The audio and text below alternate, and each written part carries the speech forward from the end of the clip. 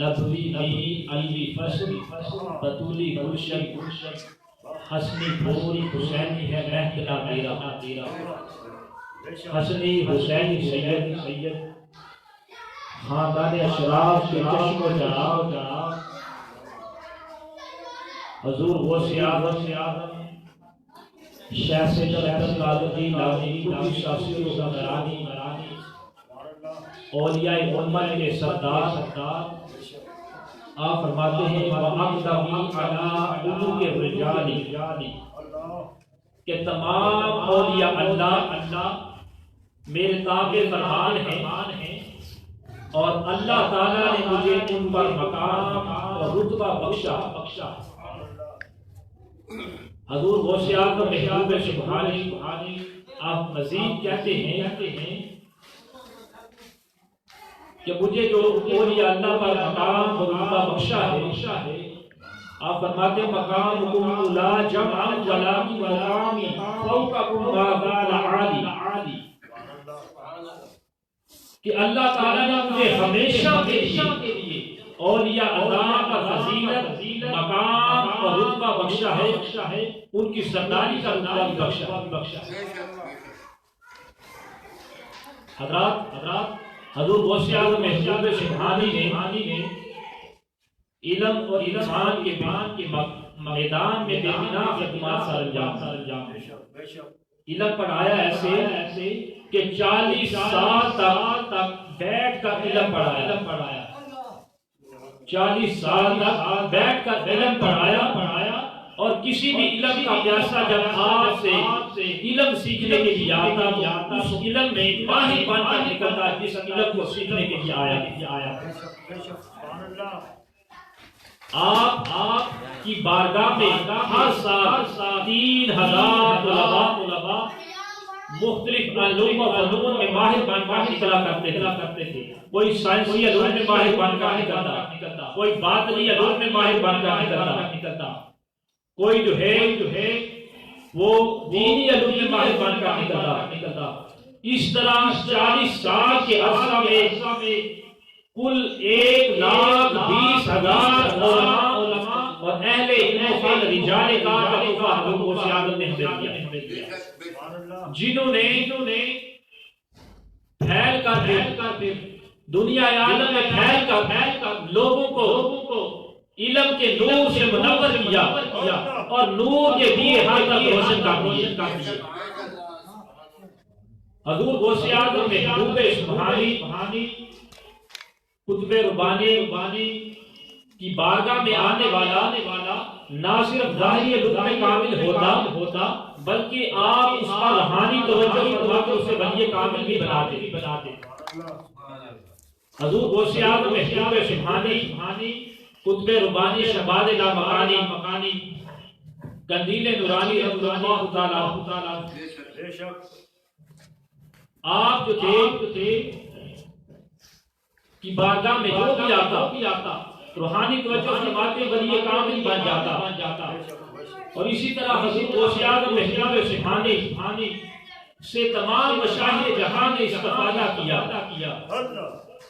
اور پھر آپ کی عظمت، آپ کی شان، آپ کا مقام، آپ کی وقار اور جو رتبے کو اس کا اعتراف کرتے ہوئے اپنی محبت، اپنی عقیدت پیار بھرے الفاظ آپ کی بارگاہ میں کہے۔ خواجہ اجمیر کہتے ہیں حضور غوث اعظم کی شان میں کہ یا غوث معظم نور خدا مختار نبی مختار خدا، یا غوث معظم نور خدا مختار نبی مختار خدا، سلطان العالم نور اولا حرا الجلالت عرض و سما۔ نعرہ حیدری، نعرہ غوث اعظم، قبلہ صاحبزادہ صاحب، یا غوث معظم نور خدا مختار نبی مختار خدا، سلطان دو عالم قطب اولا خیراء الجلالت عرض و سما۔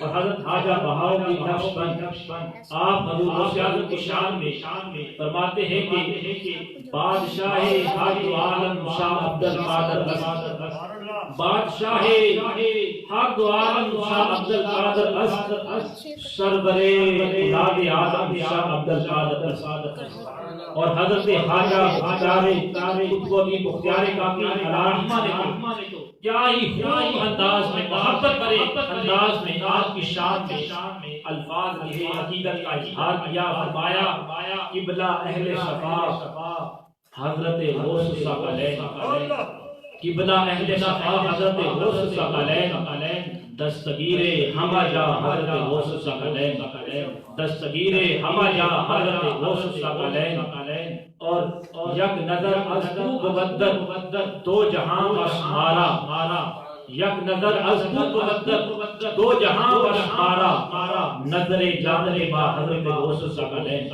کہ حضور غوث اعظم محبوب سبحانی قطب ربانی شباد نعمانی قندیل نورانی آپ کی ایک نظر ہے قطب الدین بختیار کاکی کے لیے دنیا اور آخرت میں نجات کامیابی فلاح پانے کے لیے کافی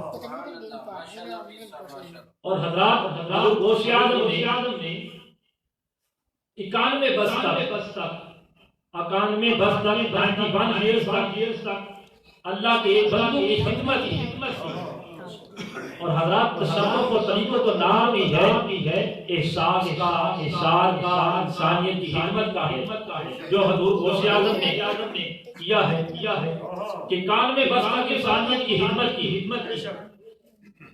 اور پھر حضور غوث اعظم محبوب سبحانی نے جب بھی دسترخوان بچھایا غربا و مساکین کے لیے بچھایا اور پھر کے ساتھ بیٹھ کر کھانا کھایا اور محبت سے ان کے دلوں کو فتح کیا اور ایسے فتح کیا کہ اللہ تعالیٰ نے آج تک قلوب میں حضور غوث اعظم کی محبت کا عشق کا پرچم گاڑ رکھا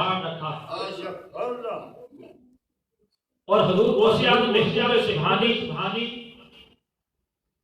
آپ کے جو طلباء اور تلاميذ تھے سلطان صلاح الدین ایوبی کی جو نصف فوج تھی اس میں جو سپاہی جو تھے گارڈ جو تھے اس فوج میں نصف جو تھے سپاہی وہ حضور غوث اعظم کے براہ راست یا بالواسطہ طلباء اور تلاميذ تھے بلکہ جو اس فوج کا چیف آرگنائزر تھا ابن قدامہ المقدسی وہ بھی حضور غوث اعظم کا شاگرد ہے حضور غوث اعظم کی ذات وہ ذات ہے کہ آپ جو تھے لوگوں کی خدمت کیا کرتے تھے اور جب موسم سرما آتا لوگوں میں آپ جو بستر تقسیم کرتے کمبل لباس تقسیم کیا کرتے تھے اگر کسی بیٹی کی شادی ہوتی اور وہ اس کے پاس وسائل نہ ہوتے اسے وسائل مہیا کیا کرتے تھے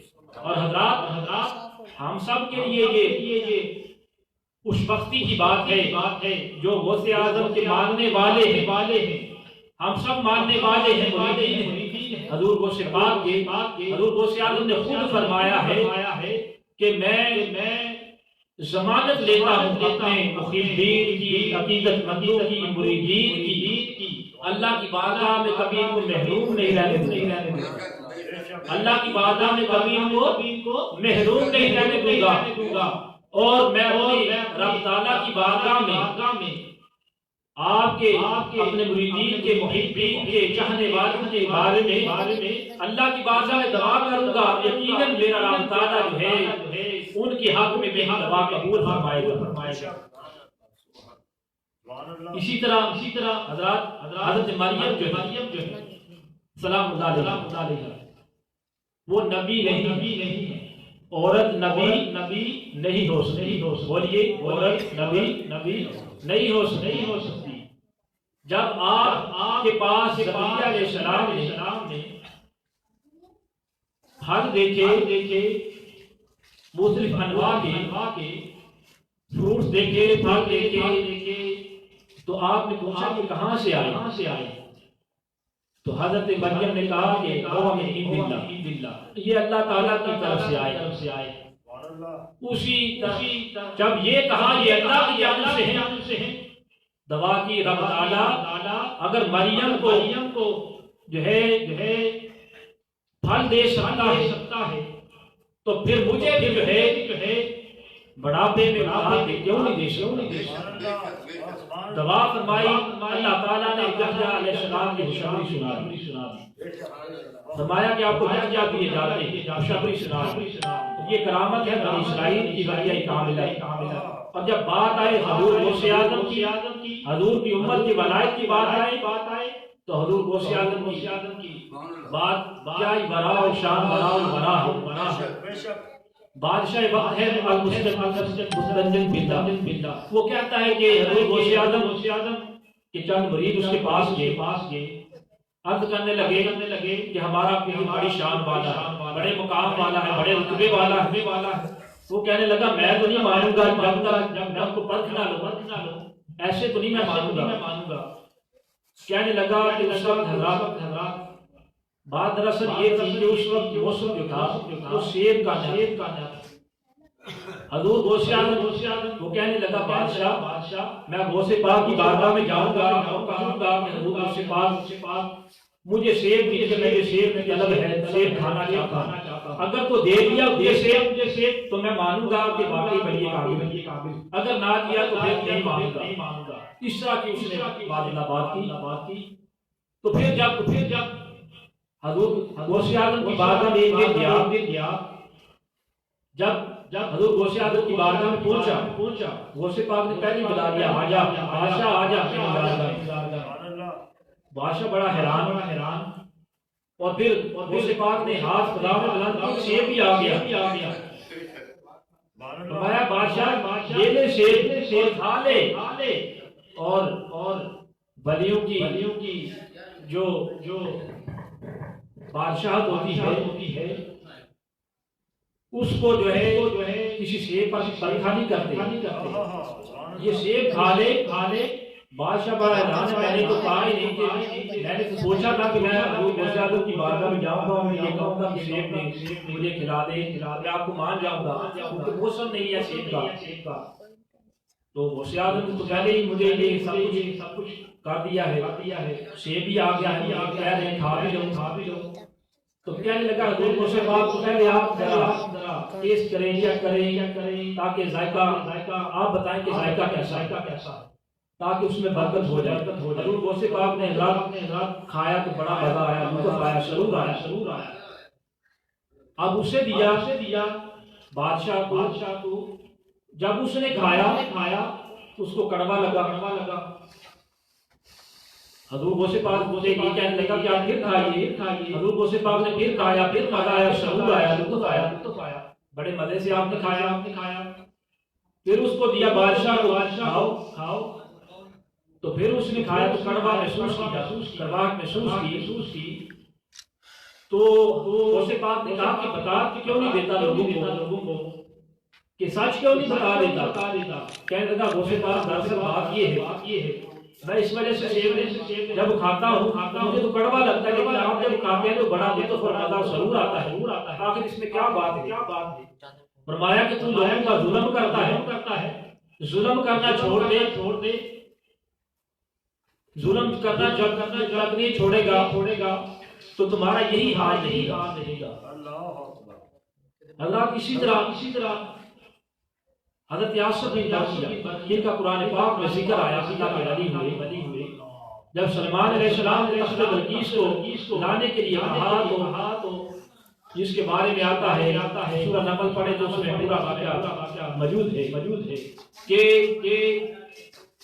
وہ 80 فٹ لمبا، 80 فٹ چوڑا اور 80 فٹ کی جو اونچا تھا وہ تخت بلقیس۔ تو حضرت سلیمان نے کہا کہ کون لائے گا؟ ایک جن اٹھا کہ میں لے آؤں گا۔ فرمایا کب؟ آپ کی مجلس برخاست ہونے سے پہلے تک لاؤں گا۔ فرمایا کہ مجھے اس سے پہلے چاہیے۔ تو پھر کون آیا جس کے پاس کتاب کا علم؟ وہ کون تھے؟ حضرت یاسر بن برقیہ۔ حضرت یاسر بن برقیہ تھے جن نے وہ تخت بلقیس لایا تھا۔ اور کیونکہ جب وہ لائے تو حضرت سلیمان نے کہا کہ یہ کیا ہے؟ فرمایا کہ میرے رب کا فضل ہے۔ یہ میرے رب کا فضل ہے۔ حضرات یہ حضرت بنی اسرائیل کی اور یہ اللہ کی بات ہو رہی۔ اگر آج ہم بات کریں داتا صاحب کی، بابا جی چوپی والے سرکار کی، شان کی سرکار کی داستان، کرامات، غوث پاک کی آپ کو سنائیں تو بعد حضرات جو نام آنے والے ہیں وہ کہتے ہیں یہ کیا؟ تو ذرا اعتراض اٹھاؤ نا حضرت عاشق بن برقیہ پر دی، وہ تخت بلقیس کیسے لے کر آتے؟ وہاں تو سوال ہی نہیں کرتے۔ تو یہ سوال بھی پیدا ہوتا ہے، ان سے پوچھیے گا کہ حضرت عاشق بن برقیہ نے جو تخت بلقیس لایا تھا وہ کیسے لائے تھے؟ اس کا بھی جواب دینا۔ تو حضرات فرمایا کہ میرے رب کا فضل ہے، اور رب کا فضل ہے تو وہ تخت بلقیس کو لے کر آگے۔ اور پھر امت محمدیہ کی یہ شان ہے کہ اللہ تبارک و تعالیٰ نے کا جو ہے امت محمدیہ پر فضل کبیر ہے، فضل کبیر ہے۔ اگر فضل ہے تو اتنی شان و مقام ہے حضرت عاشق بن برقیہ کی، امت محمدیہ کی کیا شان ہوگی جن پر رب کا فضل کبیر۔ حضور غوث پاک کی چند مرید جس میں تاجر تھے، تجارت کی غرض سے جاتے ہیں۔ بڑی اہم بات ہے، توجہ طلب ہے کہ حضور غوث پاک کے چند مرید تاجر ہیں۔ حضور غوث پاک کی بارگاہ میں آتے ہیں، عرض کرتے ہیں غوث پاک ہم جا رہے ہیں تجارت کی غرض سے۔ تو بات دراصل یہ ہے کہ جو دریا ہے وہ بڑا خوفناک ہے، جو بھی جاتا ہے بچ کر نہیں آتا، طوفان آ جاتے ہیں، کشتیاں ڈوب جاتی ہیں، اتنی ہلاکتیں ہو چکی ہیں۔ تو ہم آپ سے دعا کرانے کے لیے آئے۔ حضور غوث پاک نے کہا کہ دراصل بات یہ ہے ایک وعدہ تم کر رہے ہو، ایک وعدہ میں کر دیتا ہوں۔ تمہارا وعدہ یہ ہے کہ تم تجارت کرو گے، کوئی بددیانتی نہیں کرو گے، کوئی ڈنڈی نہیں مارو گے۔ یہ وعدہ تم کر رہے ہو، میں وعدہ کرتا ہوں کہ اللہ تعالیٰ تمہیں حفاظت کے ساتھ واپس لائے۔ یہ میرا تم سے وعدہ ہے کہ تم حفاظت کے ساتھ واپس آ جاؤ گے۔ اب وہ تجارت کی غرض سے چلے جاتے ہیں، کشتی میں بیٹھتے ہیں، دریا بڑا خوفناک ہے۔ ادھر حضور غوث پاک نے جو ہے اپنے طلباء کو وعظ و نصیحت فرما رہی، اور طلباء کہتے ہیں، شاگرد کہتے ہیں کہ ہم غوث پاک کی وعظ و نصیحت سن رہے تھے تو کیا ہوا کہ ہم نے دیکھا کہ حضور غوث پاک نے ہاتھ آگے بڑھایا، ہاتھ اپنا آگے بڑھایا، اور ہم نے دیکھا کہ حضور غوث پاک کا ہاتھ پانی میں بھیگا ہوا ہے، پانی میں ہاتھ بھیگا ہوا ہے۔ تو حضور غوث پاک کے شاگرد یہ کہتے ہیں کہ ہم نے دیکھا حضور غوث اعظم کا ہاتھ پانی میں بھیگا۔ ہم نے حضور غوث اعظم سے پوچھا تو انہوں نے کہا کہ بیٹا اپنے کام پر، اپنی پڑھائی پر توجہ دو، جو میں نے تمہیں وعظ و نصیحت کیا ہے اس پر ذرا توجہ دو۔ یہ کہہ کر آپ چلے گئے۔ کہتے ہیں کہ شاگردوں نے تاریخ بھی نوٹ کر لی، وقت بھی نوٹ کر دیا کہ اس کے حضور غوث اعظم کے ساتھ یہ معاملہ 1-1.5 ماہ گزرتا ہے۔ تو وہی کشتی والے تجارت کی غرض سے جانے والے حضور غوث پاک کو مریض تشریف لاتے ہیں، حضور غوث اعظم کی بارگاہ عرض کرتے ہیں غوث پاک ہم نے تجارت کی غرض سے گئے تھے، کشتی پتہ نہیں کیسے بچ گئی۔ فرمایا جب اللہ تعالیٰ اپنا فضل و کرم کرتا ہے تو پتہ نہیں چلتا ہے، پھر پتہ چلنے ہی نہیں دیتا کہ اللہ تعالیٰ کا جب فضل و کرم ہوتا ہے تو پھر نیا بھی خود پار ہو جاتی۔ مریضوں کو خطرہ نہیں بہرے غم سے کہ بیڑے کے ہیں نام خدا غوث اعظم، اور ہم پر خدا کے فضل سے ہم پر سایہ ہے غوث اعظم کا، اور ہمیں 2 جہانوں میں سہارا ہے غوث اعظم کا۔ کشتی پتہ نہیں کیسے پار ہو گئی، ہمیں پتہ ہی نہیں چلا۔ تو حضور غوث اعظم نے یہ بات ان کی سنی اور پھر آپ چلے گی۔ آپ نے جواب نہیں دیا، بس یہی کہا کہ جب اللہ فضل و کرم کرتا ہے تو پھر پتہ نہیں چلنے دیتا۔ شاگردوں نے جو مریض تھے، تاجر تھے، حضور غوث پاک کو پکڑ دیا، اور کہا کہ ذرا کھل کر بات تو بتاؤ تسی کہ کیا اصل ماجرا ہے. فرمایا کہ غوث پاک نے ہم سے وعدہ کیا تھا کہ میں تم سے وعدہ کرتا ہوں. ایک وعدہ ہم نے کیا تھا, ایک وعدہ غوث پاک نے کیا تھا. انہوں نے وعدہ یہ کیا تھا کہ میں اللہ کی بارگاہ میں دعا کروں گا تم حفاظت کے ساتھ واپس آ جاؤ گے. اور ہمارا وعدہ یہ تھا کہ ہم نے بات دیانتی نہیں کرنی, بات دیانتی نہیں کرنی اور ڈنڈی مارنی تجارت.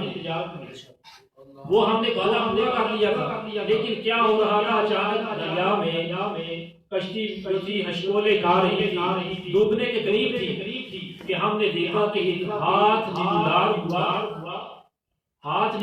ہوتا ہے اور نمودار ہو کر کشتی کو جو ہے وہ پار لگا لیتا ہے. اسی لیے منافی ذات ہی حضرت سلطان بہو علیہ رحمہ نے کہا ہے کہ بغداد شہر کی نشانی اونچیاں لمیاں چیراں ہو,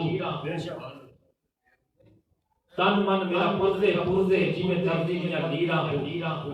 انہاں لیراں میں قلب اپنی پاساں تے رل سا سنگ فقیراں ہو.